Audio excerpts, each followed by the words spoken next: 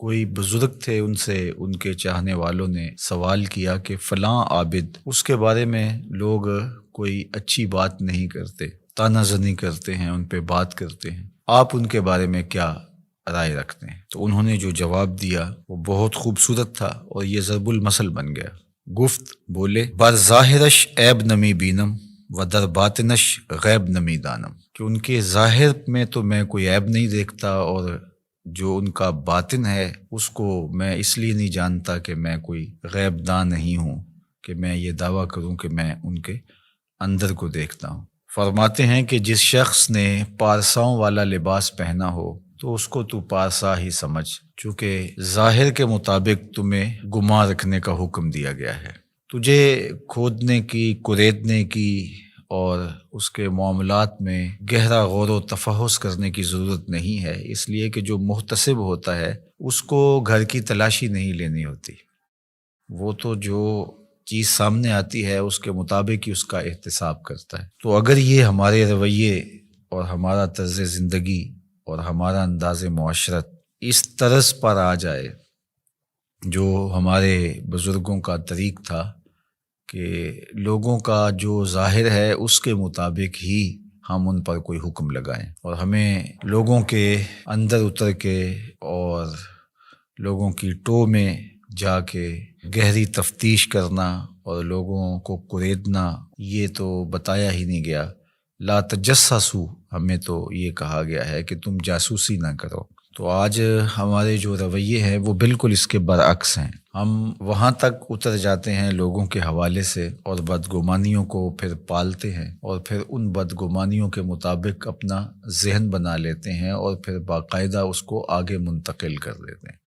تو بعض اوقات ہمارے غلط اندازے کی وجہ سے کسی شخص کی تصویر معاشرے میں ایسی چلی جاتی ہے جو کہ اس کی حقیقی تصویر نہیں ہوتی۔ اگر وہ برا ہے بھی، اس کی عادات میں اور اس کے رویوں میں، اس کے طرز زندگی میں وہ چیز ہمیں دکھائی نہیں دے رہی،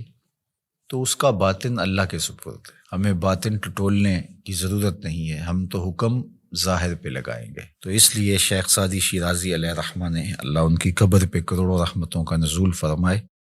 انہوں نے اس حکایت کے اندر بزرگوں کا خوبصورت کردار بیان کیا ہے کہ تم لوگوں کے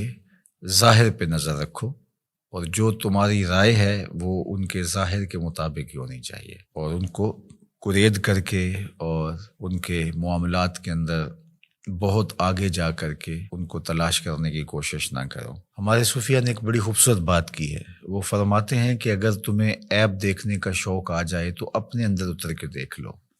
کیونکہ تم جو دیکھو گے تمہارا اپنا ضمیر اس کی نفی بھی کر سکے گا اور اس کا اثبات بھی کر سکے گا، اور اگر تمہیں خوبی دیکھنے کا شوق ہے تو وہ دوسروں کے اندر دیکھو، دوسروں کے اندر خوبیاں دیکھو گے تو ان کے بارے میں تمہارا گمان اچھا ہوگا جس سے تم اجر پاؤ گے۔ اپنی خوبیاں دیکھنے لگو گے تو تکبر پیدا ہوگا، ریا پیدا ہوگی، اوروں کی خوبیوں سے ان کے بارے میں حسن ظن پیدا ہوگا جو نیکی ہے۔ تو جب خوبیاں دیکھنا چاہو تو پھر اوروں کی خوبیاں دیکھنے کی کوشش کرو،